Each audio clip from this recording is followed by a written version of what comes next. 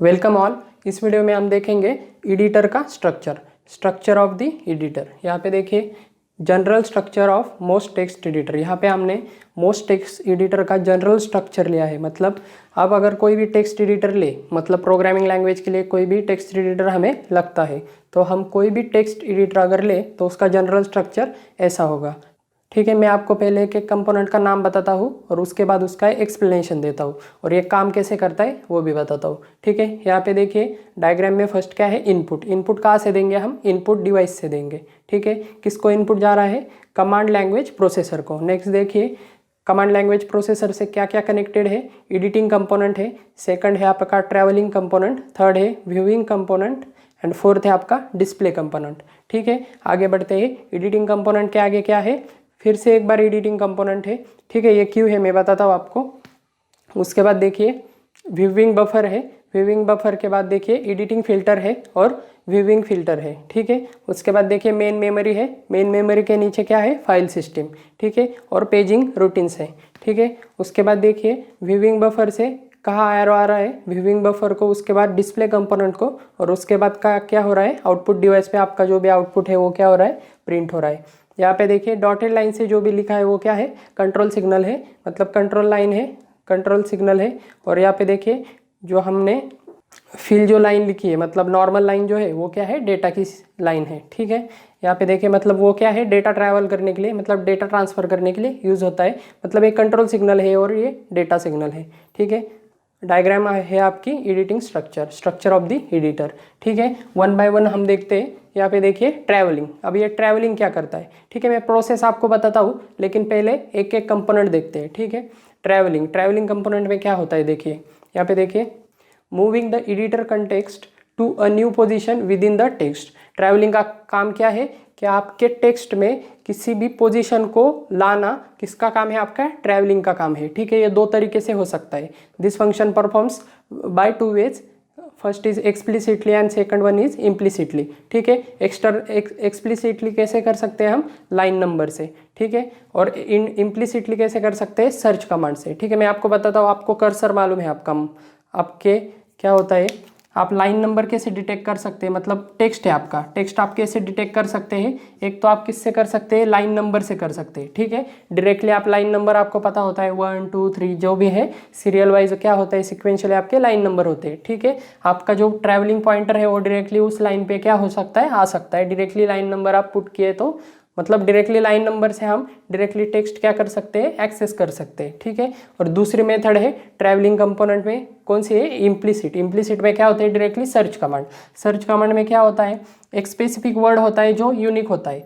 ठीक है, हमने अगर फाइंड किया, मतलब सर्च किया वो स्पेसिफिक वर्ड, तो वो जिस भी लाइन में होगा वो क्या होगा? हाईलाइट होगा, और वो डायरेक्टली हम क्या करेंगे? हमारा ट्रैवलिंग पॉइंटर किस पे जाएगा? वो डायरेक्टली उस वर्ड तक जाएगा। ठीक है, और हमें कुछ भी एडिटिंग ऑपरेशन अगर करने हैं तो डायरेक्टली हम उस वर्ड पे कर सकते हैं, चेंज रिप्लेस जो भी करना है। आप विंडोज़ में आपने देखा होगा, माइक्रोसॉफ्ट वर्ड में आपने देखा होगा, MS वर्ड में कंट्रोल F का अगर बटन दबाया आपने तो क्या होता है? फाइंड ऑपरेशन होता है। ठीक है, फाइंड से हम डायरेक्टली क्या कर सकते हैं? टेक्स्ट को जा सकते हैं। हमारा पोजिशनल मतलब हमारा ट्रैवलिंग पॉइंटर हम डायरेक्टली वहाँ क्या कर सकते हैं? पॉइंट कर सकते हैं। ठीक है, यहाँ पे देखिए एडिटिंग, नेक्स्ट कंपोनेंट है हमारा एडिटिंग। यहाँ पे देखिए once the editing context set by the travelling a function to a new position within the text, operation like insert, update, copy, move, etc can perform। यहाँ पे देखिए एक बार आपका ट्रैवलिंग पॉइंटर अगर किसी जगह पे आ गया, ठीक है, सपोज हमने सर्च किया, हमारा सर्च कीवर्ड कहाँ पे आ गया? मतलब सर्च आपका ऑप्शन कहाँ फाउंड हो गया? सेकंड लाइन पे फाउंड हो गया, तो डायरेक्टली आपका पॉइंटर कहाँ जाएगा? उस सर्च कीवर्ड पे जाएगा, और आप क्या कर सकते हैं? डिफरेंट ऑपरेशन वहाँ पे परफॉर्म कर सकते हैं, जैसे कि insert, update, copy, move, cut, paste, जो भी ऑपरेशन है आप करना चाहे डायरेक्टली कर सकते हैं। ठीक है, एडिटिंग में क्या होता है? एडिटिंग ऑपरेशन होते हैं। ठीक है, उसके बाद देखिए व्यूइंग क्या है? It implies formatting the text in a manner desire by the user. It implies abstract view. यहाँ पे देखिए जो भी आपके यूज़र का जो भी डिज़ायर है, मतलब जिस मैनर में उसे देखना है, सपोज मुझे यहाँ पे चेंज करना है, इस वर्ड को मुझे अलग तरह से चेंज करना है, मतलब उसका फॉन्ट वगैरह चेंज करना है, जो भी है मुझे उसकी क्या करनी है? थोड़ी अपीयरेंस, मतलब उसकी फॉर्मेटिंग चेंज करनी है। ठीक है, फॉर्मेटिंग वगैरह कुछ चेंज करना है, तो वो क्या करता है? आपका व्यूइंग में क्या होता है? फॉर्मेटिंग वगैरह चेंज होते हैं, मतलब जो भी यूज़र ने चेंज किया है वो कहाँ पे होता है, व्यूइंग कंपोनेंट में होता है, ठीक है। बट वो क्या होता है, आपका एब्स्ट्रैक्ट व्यू होता है। एब्स्ट्रैक्ट व्यू मतलब क्या होता है, ये इंडिपेंडेंट होता है आपके फिजिकल व्यू से। मतलब आप इंटरनली बोल सकते हैं कि आपने कुछ चेंज किया है, सपोज आपने यहाँ पे कुछ लैंग्वेज का चेंज किया है, आपको कीबोर्ड पे पता है आपके अल्फ़ा न्यूमेरिकल कीवर्ड्स होते हैं, मतलब ABCD होते हैं। हमने अगर अलग लैंग्वेज में हमें टाइप करना है, हिंदी हो गया या दूसरे कौन से लैंग्वेज में टाइप करना है, हम क्या कर सकते हैं, अपने कीवर्ड से मतलब हमारे कीबोर्ड से ही टाइप कर सकते हैं। तो इस वजह से यहाँ पे देखिए ए का जो भी हिंदी लैंग्वेज है वो क्या हो जाएगा, अलग आएगा, ठीक है। तो यहाँ पे देखिए जो आपका आउटपुट डिवाइस है उससे इनपुट आउटपुट से आपका जो भी ये रिजल्ट है वो क्या है, अलग है। मतलब आपका जो भी आउटपुट डिवाइस में जो भी आपको दिया है, मतलब आप जो भी इनपुट दे रहे हैं जो आपके डिवाइस पे होता है रियल में, उससे आपका आउटपुट क्या है, यहाँ पे रिजल्ट क्या है, यहाँ पे अलग आ रहा है। क्योंकि आप टाइप कर रहे हैं ए, लेकिन यहाँ पे लेटर क्या आ रहा है, अलग आ रहा है, हिंदी में आ रहा है, ठीक है। तो यहाँ पे देखिए ये व्यू होने के बाद आपको डायरेक्टली रिफ्लेक्ट नहीं होता, ठीक है। मतलब सपोज आपने दूसरे लैंग्वेज में चेंज कर दिया तो वो डायरेक्टली क्या नहीं होता, रिफ्लेक्ट नहीं होता। तो व्यू होने के बाद हमने चेंजेस किए, लेकिन वो क्या है, सिर्फ किस कंपोनेंट में होते हैं, व्यूइंग कंपोनेंट में होते हैं, ठीक है। तो आपका सिस्टम क्या करता है, उसे डिस्प्लेइंग कंपोनेंट को देता है और उसके बाद ही आपको क्या होता है, व्यू होता है। यहाँ पे देखिए डिस्प्लेइंग में क्या है, this function maps the abstract view into physical characteristic. यहाँ पे क्या होता है, फिजिकल कैरेक्टरिस्टिक से क्या होता है, ये इंडिपेंडेंट होता है, ठीक है। इंडिपेंडेंट होता है आपका जो भी एब्स्ट्रैक्ट हुए उससे फिजिकल कैरेक्टरिस्टिक से क्या होता है, ये टोटली डिफरेंट होता है। मतलब वो एक्चुअल में आपको नहीं दिखेगा। व्यूइंग कंपोनेंट अगर आपने डिस्प्ले किया तो जो भी आपका रिजल्ट है वो आपको करेक्ट नहीं दिखाएगा, क्योंकि यहाँ पर वहाँ पे कन्वर्जन नहीं हुआ है। क्योंकि आपको पता है नॉर्मली आपकी ABCD का कन्वर्जन आपके दूसरे लैंग्वेज में वहाँ पे नहीं हुआ है। इस वजह से वो डिस्प्ले करना है तो आपको किसे देना पड़ेगा, वो डिस्प्लेइंग को देना पड़ेगा, ठीक है। डिस्प्ले क्या करेगा, उसे कन्वर्ट करेगा। यहाँ पे देखिए this function maps the abstract view into physical characteristics of display devices. मतलब आपके डिस्प्ले डिवाइस पे वो क्या करेगा, मैप करेगा। मैपिंग का यानी क्या करेगा, ठीक से आपको शो करने का, उसे दिखाने का काम कौन करेगा, आपका डिस्प्लेइंग कंपोनेंट, ठीक है। कन्वर्ट होता है लेकिन वो डिस्प्ले करने का काम कौन करता है, आपका डिस्प्लेइंग करता है, ठीक है। आई होप आपको समझ में आ गया होगा। Displays the text on user screen, simply आपके स्क्रीन पर क्या करता है, डिस्प्ले करता है। आउटपुट डिवाइस यानी यहाँ पे मैंने दिखाया है, ठीक है। हम फ्लो देखते हैं, अब इनपुट से स्टार्ट करते हैं, ठीक है। यहाँ पे फ्लो देखिए, पहले क्या होता है, इनपुट डिवाइस होता है, ठीक है। हम इनपुट देते हैं, हमारे कमांड प्रोसेसर को क्या देते हैं, हम इनपुट देते हैं। ये इनपुट कहाँ से देते हैं, हम इनपुट डिवाइस से देते हैं, ठीक है। आपके जो भी इनपुट डिवाइसेस है, कीबोर्ड माउस जो भी है, उससे हम क्या देते हैं, इनपुट देते हैं। और ये इनपुट किसे दिया जाता है, आपके कमांड लैंग्वेज प्रोसेसर को, ठीक है। उसके बाद देखिए आपका कमांड प्रोसेसर क्या करता है, ठीक है। कमांड प्रोसेसर मतलब आप एक प्रकार का सॉफ्टवेयर समझ सकते हैं, एक प्रोग्राम समझ सकते हैं। वो क्या करता है, analyses tokens and syntactic structure of command. जो भी आपके कमांड दिए हैं हमने, तो उसको किस में डिवाइड करता है, मतलब उसमें जो भी टोकन्स है, जो भी सिंटैक्टिक स्ट्रक्चर है, मतलब जो भी वर्ड्स वगैरह है, उसे क्या करता है, एनालाइज करता है। मतलब उसे समझने का काम कौन करता है, आपका कमांड प्रोसेसर, ठीक है। कमांड प्रोसेसर क्या करता है, फिर आपके सिमेंटिक रूटीन्स क्या करता है, कॉल करता है। इसे क्या करता है, इन्वोक करता है। अब ये क्या है, सिमेंटिक रूटीन मतलब क्या है, ये भी एक टाइप का क्या है, स्मॉल प्रोग्राम है, आपका सिस्टम प्रोग्राम टाइप है, ठीक है। इसका मेन काम क्या है कि आपके एडिटिंग एंड व्यूइंग फंक्शन क्या करना, ऑपरेट करना। मतलब एडिटिंग एंड व्यूइंग फंक्शन क्या करना, चलाना, ठीक है। यहाँ पे देखिए इनपुट डिवाइस से कहा जाता है, लैंग्वेज प्रोसेसर को जाता है इनपुट। आपका जो भी कमांड है वो किसे जाती है, कमांड लैंग्वेज प्रोसेसर को। कमांड लैंग्वेज प्रोसेसर क्या करता है, आपके सिमेंटिक रूटीन को क्या करता है, इन्वोक करता है। ये क्या है, एक टाइप का स्मॉल प्रोग्राम है जो क्या करता है, आपके एडिटिंग एंड व्यूइंग फंक्शन करने के लिए रिस्पॉन्सिबल होता है विथ रिस्पेक्ट टू आपके कमांड। कमांड के जरिए ये क्या करता है, editing and viewing function perform करता है, ठीक है। यहाँ पे देखिए उसके बाद एडिटिंग एंड व्यूइंग होने के बाद मतलब जो भी आपके है, ट्रैवलिंग कंपोनेंट क्या करेगा, अगर आपने कुछ सर्च किया माउस वगैरह या कुछ आपने सर्च कमांड वगैरह एग्जीक्यूट की तो वो इसमें आएगी। कुछ एडिट किया तो एडिटिंग कंपोनेंट में होगा। कुछ व्यू किया मतलब कुछ डिस्प्ले करने गए तो वो यहाँ आएगा। उसके बाद आपको डिस्प्ले कंपोनेंट में कब आएगा, एडिटिंग में जाने के बाद कहाँ आएगा, वो मेन मेमोरी में जाएगा। क्योंकि जब भी आप कुछ टाइप करते हैं या जो भी आप प्रोग्राम वगैरह टेक्स्ट फाइल बनाते हैं तो डायरेक्टली किस में जाता है, आपके मेन मेमोरी में, क्योंकि मेन मेमोरी में है आपकी क्या होते हैं, ऑपरेशंस होते हैं, ठीक है, आपके प्राइमरी मेमोरी में जाते हैं। उसके बाद देखिए एडिटिंग एंड व्यू होने के बाद यहाँ पे देखिए आपका जो भी डेटा है वो कहाँ प्लेस किया जाता है, आपके एडिटिंग और व्यूइंग बफर में। अब ये बफर क्यों लग रहा है, अगर मल्टीपल इंस्ट्रक्शन हो गए आपके, ठीक है, आपके मल्टीपल इंस्ट्रक्शन हो गए तो उसे स्टोर करने के लिए क्या लगता है, यहाँ पे बफर लगता है, ठीक है। तो इस वजह से यहाँ पे क्या यूज़ किया है, बफर यूज़ किया है। अगर बफर यूज़ नहीं किया तो क्या हो सकता है, डेटा लॉस हो सकता है। आपने अगर एक साथ ज़्यादा कमांड दिए हैं, 10 कमांड दिए हैं, तो क्या होगा, एक एक कमांड एग्जीक्यूट करते वक्त क्या होगा, कभी कभी उसे एडिटिंग को खुद प्रोसेस करने के लिए क्या लगेगा, टाइम लगेगा। इस वजह से वो क्या करता है, एट ए टाइम सिर्फ एक ही फंक्शन क्या करता है, प्रोसेस करता है, और बाकी के सारे फंक्शंस क्या करता है, वो बैकग्राउंड पे रखता है, कहाँ पे, आपके बफर पे रखता है, ठीक है। कोई भी हो, आपका एडिटिंग बफर हो या व्यूइंग बफर हो, अगर मल्टीपल्स डेटा आ रहा है तो डायरेक्टली वो कहाँ जाएगा, बफर में जाएगा, और जितना एट ए टाइम वो प्रोसेस कर सकता है उतना ही क्या करेगा, वो उसमें से लेगा, ठीक है। यहाँ पे देखिए कंपोनेंट के बाद कहाँ पे जाएगा, मेन मेमोरी में। मेन मेमोरी के बाद देखिए एडिटिंग फिल्टर, अगर एडिटिंग हुई हो, अगर एडिटिंग कंप्लीट हुई हो तो यहाँ पे देखिए मेन मेमोरी के बाद कहाँ आएगा, आपके व्यूइंग फिल्टर में, मतलब आप व्यू कर रहे हैं। व्यू करने के लिए आपको क्या लग सकता है, व्यूइंग बफर लग सकता है, क्योंकि आपका डेटा मल्टीपल्स लाइन में हो सकता है, ज़्यादा हो सकता है, ठीक है। इस वजह से आपको बफर की ज़रूरत पड़ सकती है। जैसे आपका प्रिंटर का बफर होता है, उसमें क्या होता है, मल्टीपल प्रिंट अगर दिया आपने तो वो बैकग्राउंड में क्या होते हैं, रहते हैं, और एट ए टाइम एक ही होता है। वैसे ही क्या होता है, व्यूइंग बफर होता है, ठीक है। ये जनरली फास्ट होते हैं बहुत, आपको समझ में नहीं आता, एक्सेसिंग वगैरह जो भी है व्यू आपका फास्ट होता है।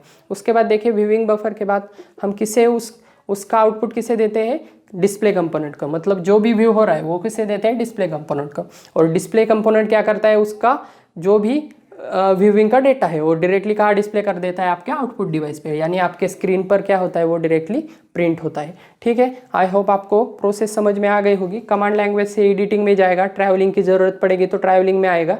उसके बाद देखिए एडिटिंग में जाएगा, एडिटिंग कंपोनेंट के बाद कहाँ जाएगा, मेन मेमोरी में। मेन मेमोरी के बाद व्यू होगा, व्यूइंग फिल्टर में, फिल्टर के बाद बफर में, बफर के बाद डिस्प्ले में, डिस्प्ले के बाद डायरेक्टली क्या होगा, डिस्प्ले कंपोनेंट के बाद आउटपुट डिवाइस पे प्रिंट होगा, ठीक है। तो ये एरो किस लिए यूज़ होता है, आपको एक क्वेश्चन होगा कि एडिटिंग फिल्टर से एडिटिंग कंपोनेंट में कब जाता है, ठीक है। तो यहाँ पे देखिए अगर हमने कुछ ऑपरेशन किया, सपोज कॉपी पेस्ट ऑपरेशन हमने परफॉर्म किया, कॉपी पेस्ट, ठीक है।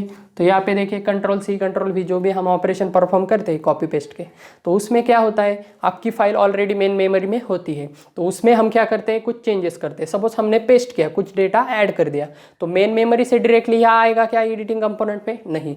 उससे क्या होता है, यहाँ करीबी क्या होता है, मतलब यहाँ पे देखिए मेन मेमोरी के बाद कहाँ आएगा, इस एडिटिंग फिल्टर में आएगा, ठीक है। एडिटिंग फिल्टर में क्या होगा, जो भी आपका मल्टीपल्स अगर डेटा हो, प्रोसेस करने में अगर टाइम लग रहा है, मतलब आपने 50 बार अगर पेस्ट कर दिया तो इसे प्रोसेस करने में क्या लगेगा, टाइम लगेगा, और आपको डिस्प्ले होने में भी थोड़ा टाइम लगेगा।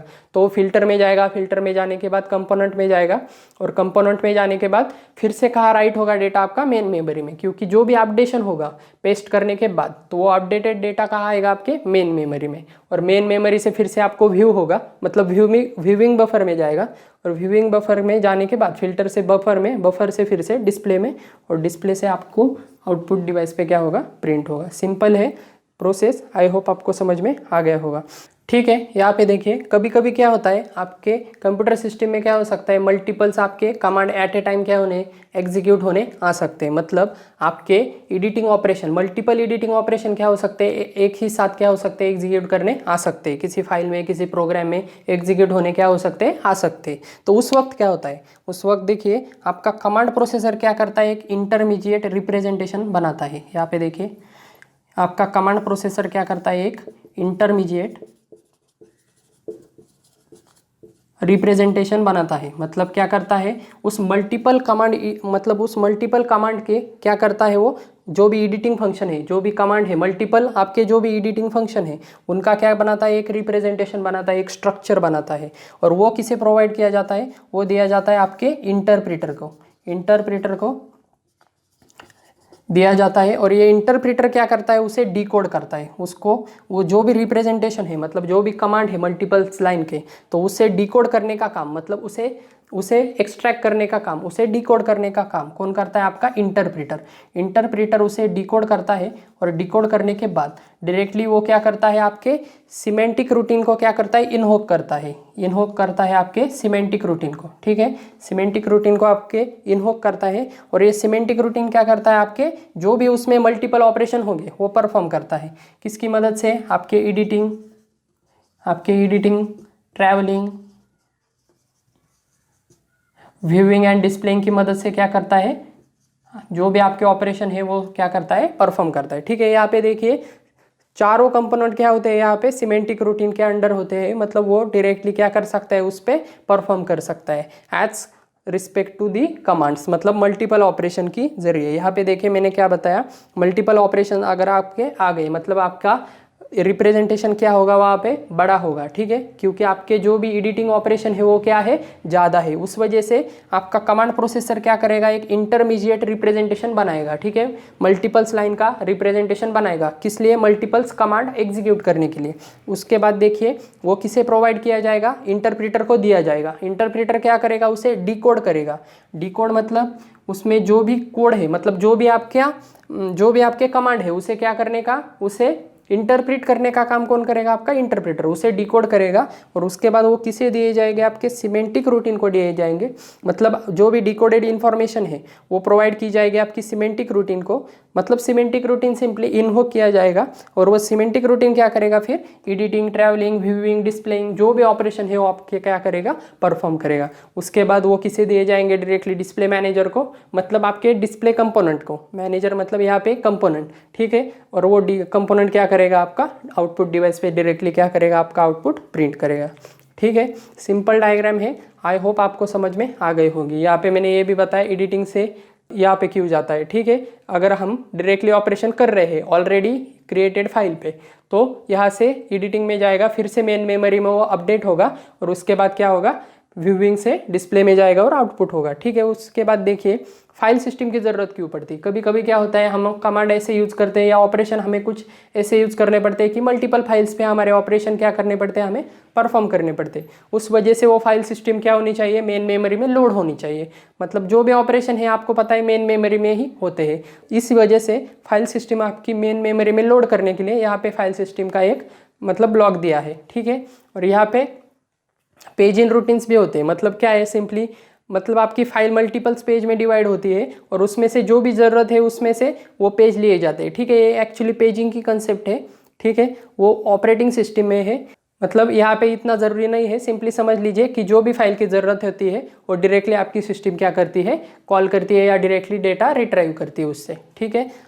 और उसके बाद देखिए व्यूइंग बफर में जाने के बाद डिस्प्ले पे आता है और डिस्प्ले कंपोनेंट क्या करता है? आउटपुट डिवाइस पे प्रिंट करता है। आउटपुट डिवाइस मतलब आपके मॉनिटर स्क्रीन पे क्या करता है? आपका आउटपुट सिंपली प्रिंट करता है, ठीक है। इनपुट यहाँ से इनपुट डिवाइस से लिया जाता है और घूम फिर के क्या होता है? आपका आउटपुट डायरेक्टली क्या होता है? यहाँ पे डिस्प्ले होता है, ठीक है। ये प्रोसेस बहुत ही फास्टली होती है, आपको समझ में नहीं आता, मतलब कुछ मिली सेकंड में होती है, आपको डायरेक्टली दिखता है। मतलब आप सिंपली पेस्ट किए तो आपको डायरेक्टली आपके कंपोनेंट पे दिखता है, क्योंकि हमारा जो हार्डवेयर है वो बहुत ही इंटरेक्टिव है, फास्ट है। इस वजह से हमें बहुत ही जल्दी हमें क्या होता है? आउटपुट हमारा डिस्प्ले हो जाता है, ठीक है।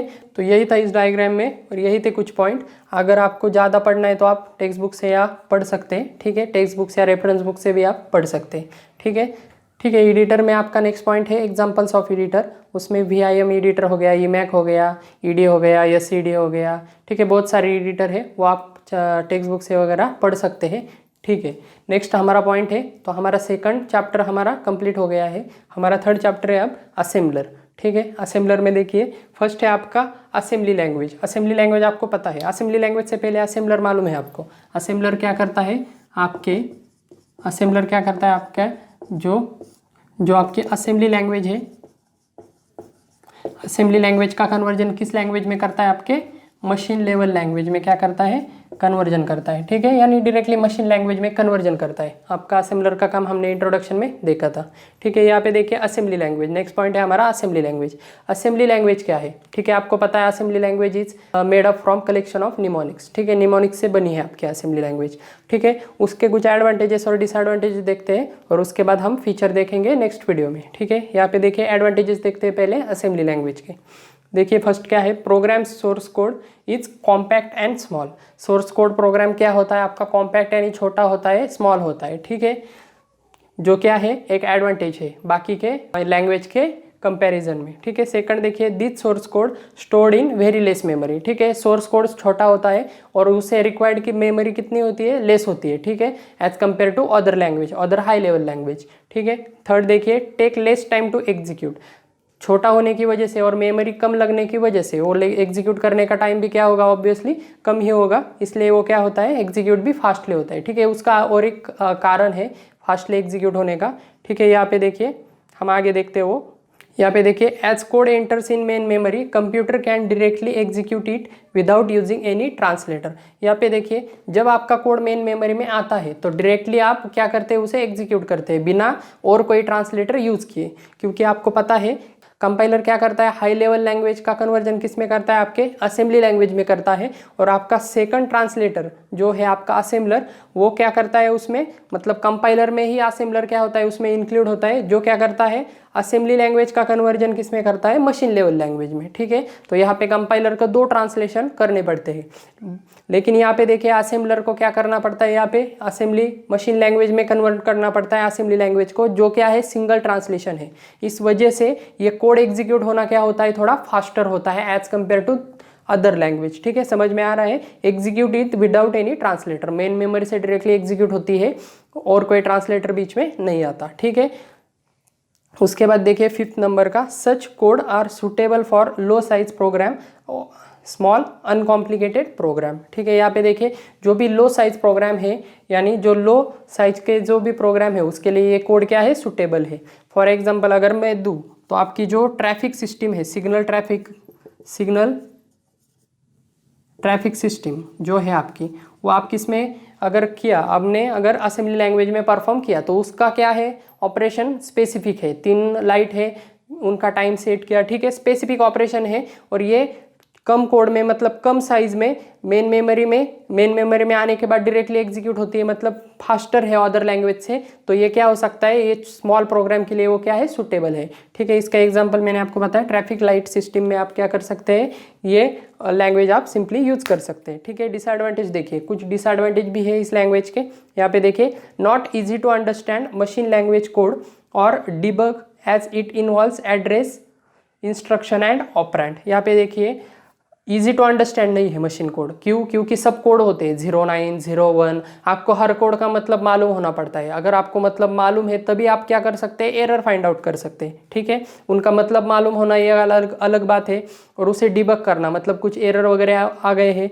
तो उसे फाइंड आउट करना, डिबग करना, वो क्या है, वो अलग टास्क है, क्योंकि उसमें क्या होते हैं, एड्रेस इन्वॉल्व होते हैं, इंस्ट्रक्शन होते हैं, ऑपरेंड होते हैं, ठीक है, और ये सभी क्या होते हैं, बाइनरी पे वर्क करता है, इस वजह से क्या होते हैं, थोड़े हार्ड होता है, ठीक है। उसके बाद देखिए सेकंड डिसएडवांटेज देखिए, the source code are slow to enter as each bit has to individually enter, ठीक है।